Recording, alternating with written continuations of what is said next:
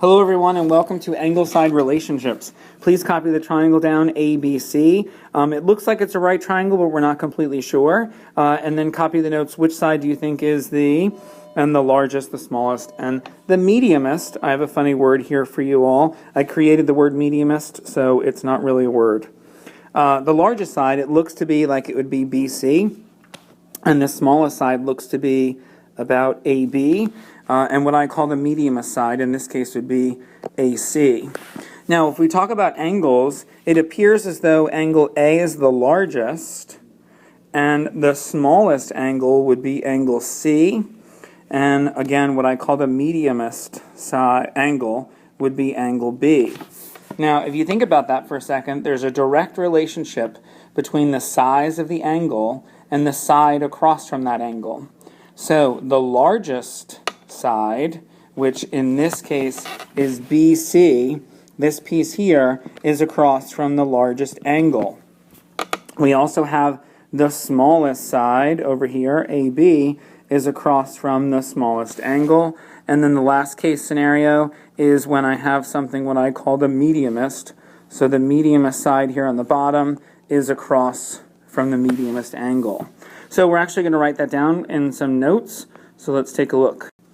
So it says the smallest side of a triangle is always across from the smallest angle. The largest side of a triangle is always across from the largest angle. And again, I made up the word mediumest, so please don't use it in public. But the mediumest side of a triangle is always across from the mediumest angle.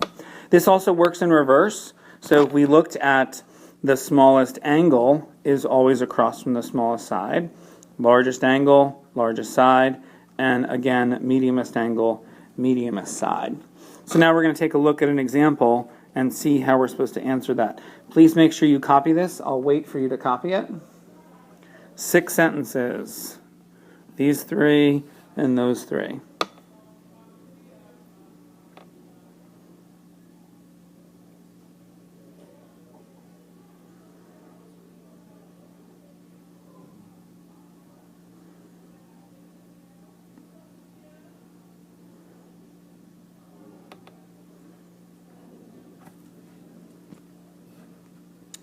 Now we're going to look at an example.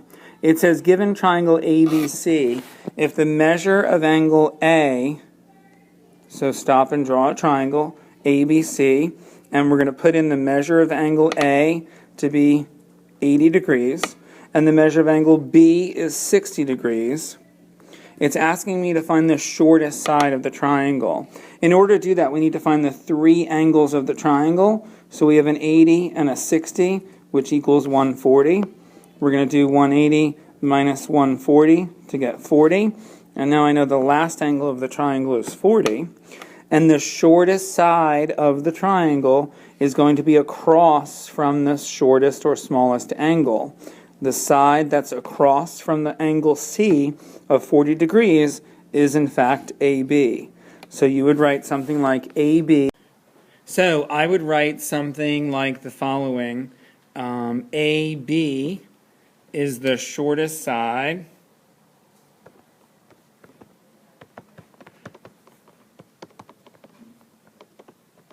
because it's across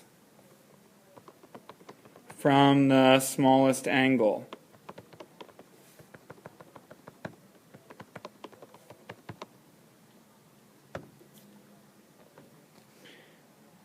So AB is the shortest side because it's across from the smallest angle. And then the last page of the notes looks like the following. This works for equilateral triangles and isosceles triangles as well. Try to remember that if we had an equilateral triangle, all these angles would be 60 degrees. So the longest side is going to be across from the largest angle. When there are no large angles or small angles, then the sides that are across from them, in this case, are all going to be equal. And it also works in the case of an isosceles triangle. Let's say I gave you the angle measures of 20 and then 80 and 80.